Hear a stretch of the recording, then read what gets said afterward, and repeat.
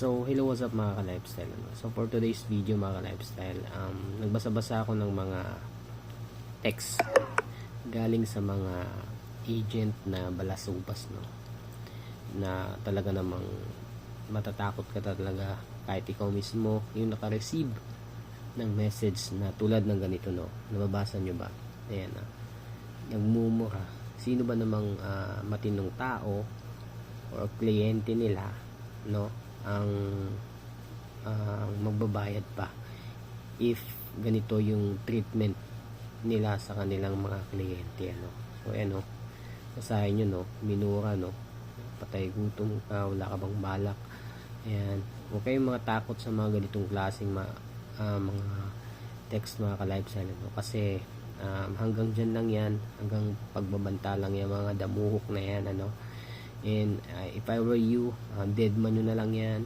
Mas maigi, mag-opsi muna kayo kung wala talaga kayong ibabayad, no. Dead man nyo yan, yung kung anong mang ola yan, kung legit man yan or set registered.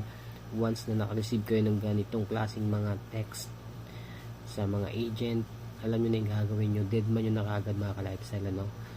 Huwag kayong matakot na puntahan kayo sa inyo, kasi unang-una, once na screenshot nyo yung ganitong klaseng mga message, posible sila pa yung pwedeng kasuhan natin, ano, ng basta pwede pang mabaliktad, sila yung magkakaso, no.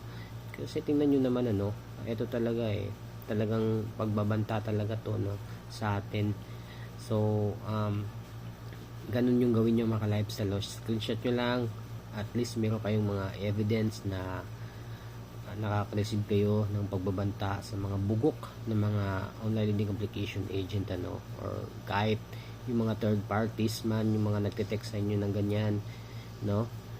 Receive nyo lang, save nyo lang para in the future meron tayong panglaban sa mga ganitong klaseng mga online lending application apps, no.